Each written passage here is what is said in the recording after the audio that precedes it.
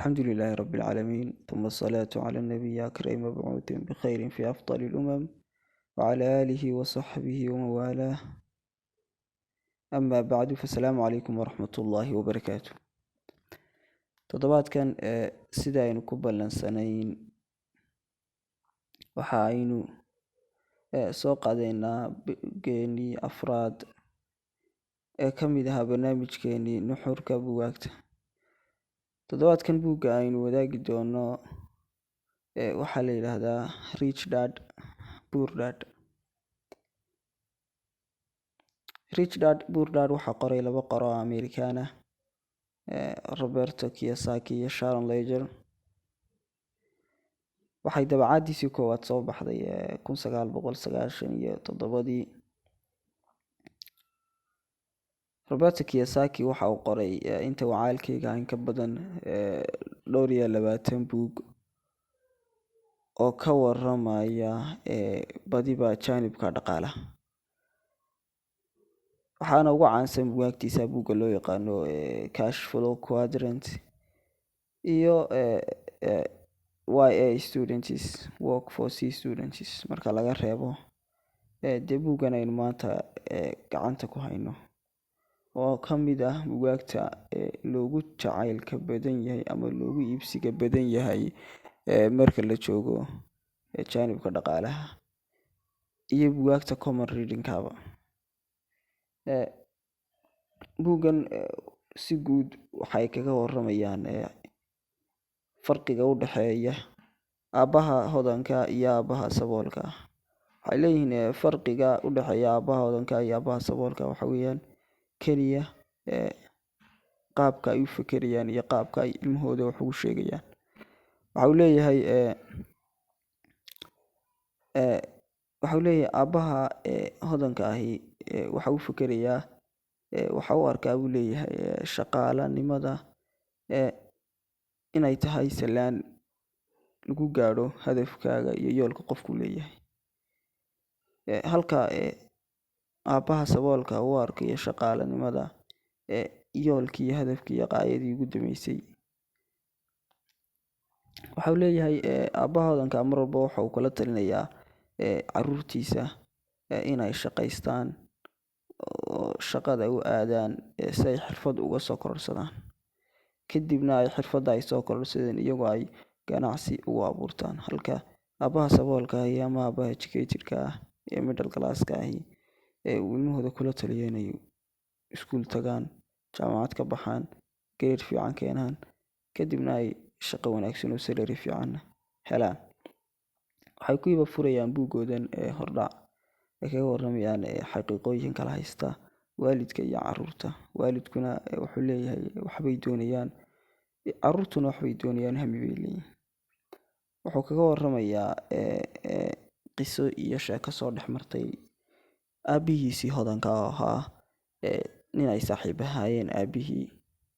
wuxuu ka waramayaa inuu marar badan culaysyo fara badan iyo shaqooyin fara badan usoo dulqaatay siduu ula shaqeeyo aabbahaas, laakiin wuxuu leeyahay markii dambe waxaan ka bartay casharo fara badan.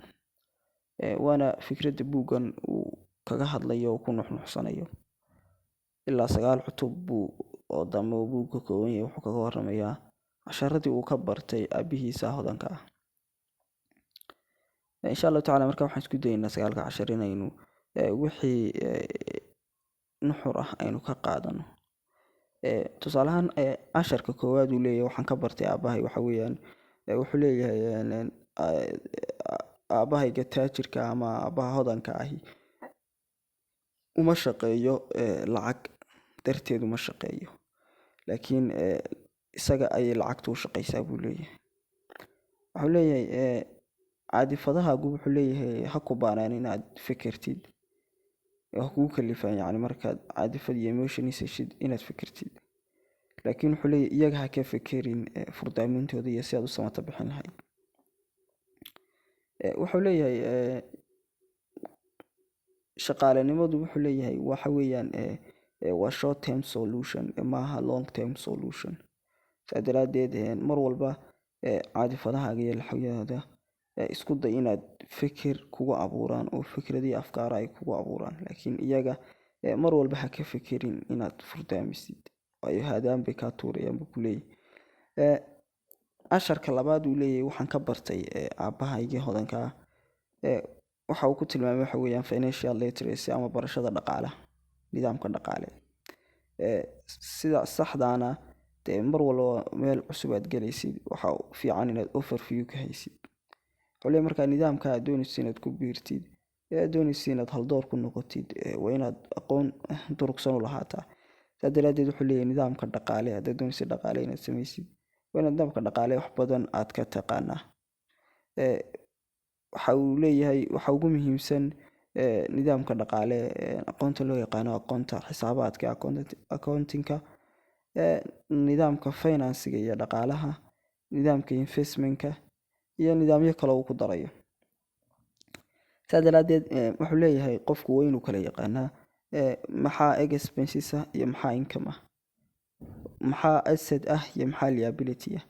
yacni income waxaa loo yaqaanaa wixii dakhliga qofka soo gelaya, expenses waxaa leedahay wixii qarasha qofka ka baxaya, asset waxaa leedahay ra'sumaalka iyo wixii hanti dee uu qofku haysto, liability waxaa leedahay wuxuu qofku soo deynsaday ee deyn ahaan kusoo gala. sadeed wuxuu leeyahay qofku waa inuu kala yaqaanaa maxaa uu hantiya iyo maxaa deyn ku ah. wuxuu leeyahay lacagtu ma xaliso dhibaatooyinka, laakiin wuxuu leeyahay garaadka ayaa xaliya dhibaatooyinka. saa daraadeed wuxuu leeyahay garaadku hadduu waayo, lacagtu haddii weydo garaad, money without mind buu leeyahay, mar walba waxay badinaysaa buu leeyahay kharashka. wuxuu leeyahay waana farqiga keliya u dhexeeya qofka hodanka iyo qofka saboolka iyo qofka dabaqada dhexe ku nool. wuxuu leeyahay dadka dabaqada dhexe iyo saboolka ahi waxa ay had iyo goor badiyaan expense iyo kharashkooda.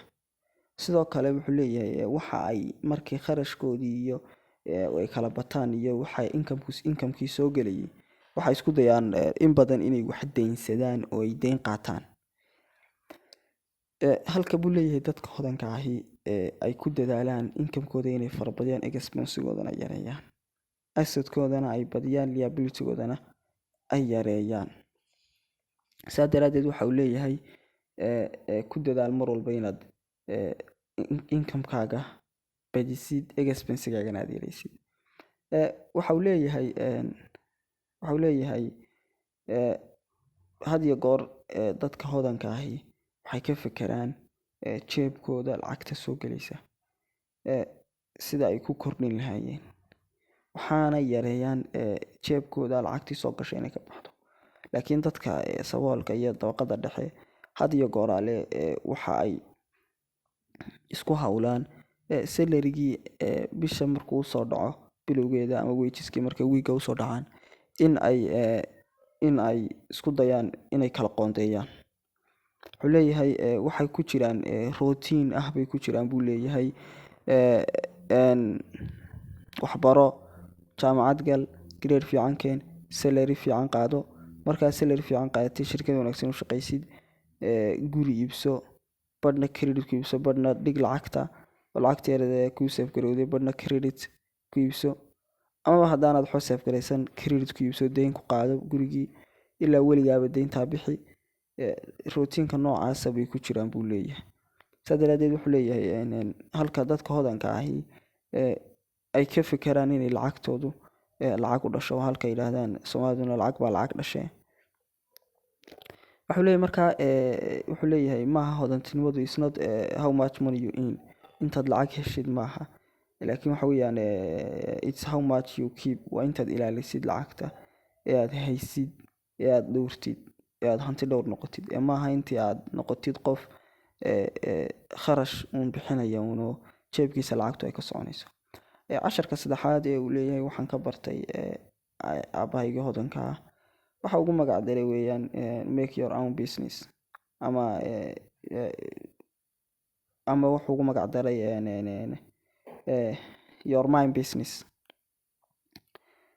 wuxuu ka jeedaa halkan Kiyosaki wuxuu leeyahay aabbahaygii hodanka wuxuu baray inay farqi u dhexeeyo inaad lahaatid xirfad ganacsi iyo inaad noqotid mulkiile ganacsi. Waxuu tusaale usoo qaadanayaa Ray Rock oo ah mulkiilaha McDonald. Waxuu leeyahay Ray Rock waxa uu yaqaanay xirfadda sida loo sameeyo burgerka iyo burgerka iyo milkshakeska sida loo sameeyo yaqaanay.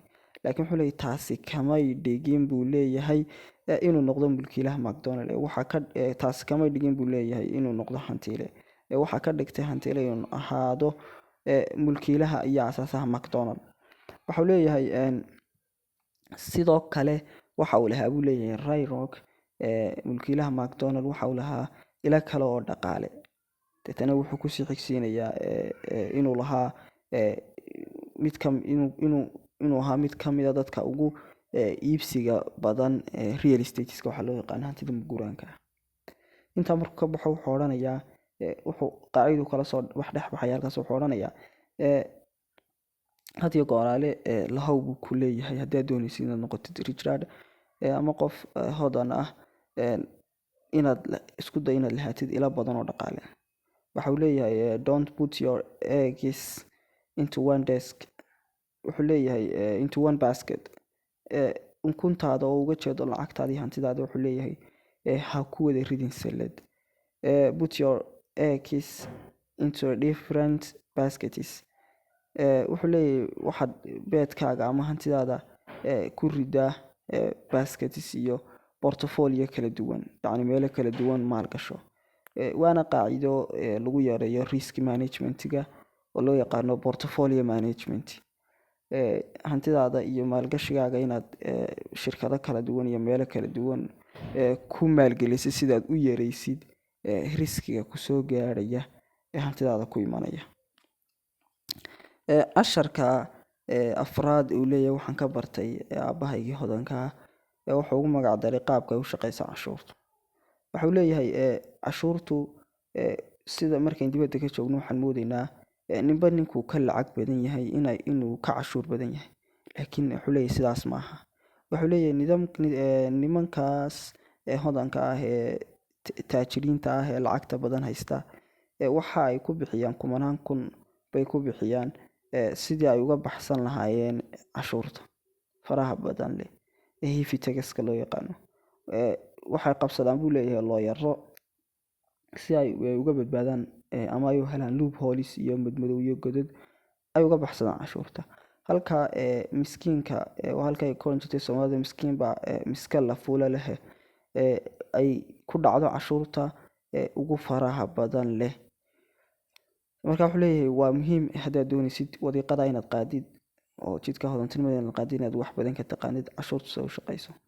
Waa wax aynagu dee Soomaali ahaana dee shaahidtu nahay oo aynu arkayno kala cayaanin oo ah. Wuxuu leeyahay casharka shanaad aan ka bartay Kiyosaki aabahaygii hodanka. Wuxuu leeyahay inay lacagta iyo income-ka kusoo gelaya inaan maal gashto. Wuxuu leeyahay waxyaabaha aadka maalgashiga ugu fiican soo jeedinayo Kiyosaki aabahay soo jeedin jiray waxaa ka mid ah buu leeyahay real estateska iyo hantida dhulka inaan maal gashto. Oon dhulka ku dadaalo si aan dhul raqiisa intaan u gato hadhowna aan qiimo sare ugu sii iibiyo ama aan u kireeyo. Wuxuu leeyahay waxyaabaha ugu badan ee aniga income-ku iga soo galaa waxa weeyaan real estateska. Anigoo gurigeyga iska joogo oo aan waqti bixinayn ayaan lacagtayda u shaqeysaa. Wuxuu leeyahay laba nooc weeyaan income-ku buu leeyahay. Mid wuxuu ku tilmaamaya income-ka caadiga ah, midna wuxuu ku tilmaamaya waxa loo yaqaano passive income. Wuxuu leeyahay passive income-ku waxyaabaha uu aadka ugu fiican yahay waxa weeyaan waxa ay Soomaalidu u taqaano waa fadhi ku ceesh. Fadhi ku ceesh waxa loo yaqaano weeyaan. Yacni lacagtaadii baad maalgelin ku sameynaysaa kadib lacagtaadii percentage-ka aad ku lahayd adigoo gurigaaga iska jooga shaqadaada kale iska wata hawlaha kale iska wata ay ku shaqeynaysaa oo ay ku lacag kale ku dhalaysaa.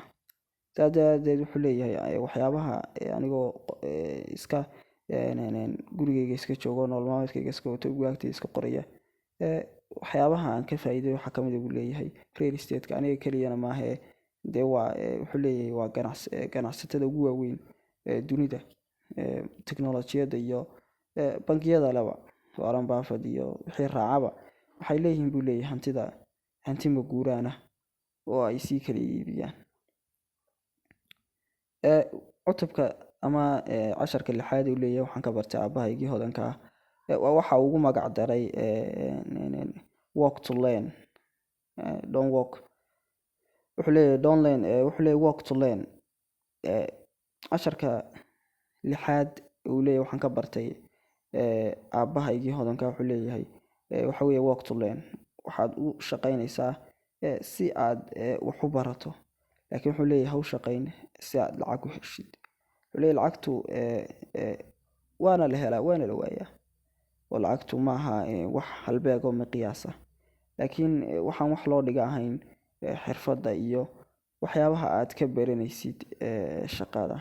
Horena waynagii buugii ka horreeyay dee ugu soo qaadanay qisadii Edwin C. Barnes inuu shaqaale u noqday Thomas Edison, laakiin waxa uu shaqaalaha ugu noqonayay Thomas Edison ay ahayd sidii uu ula shuraaka noqon lahaa, partner una noqon lahaa, mid ka mid a dadkii ugu hantida badnaa sabaankaas iyo waqtigaas. Casharka toddobaad uu leeyahay waxaan ka bartay aabahay waxa weeyaan inuu ii sheegay inay caqabado iga hor iman doonaan. Caqabadahana ay ugu weyn yihiin cabsida, shakiga iyo waxa ugu magac daray caajiska.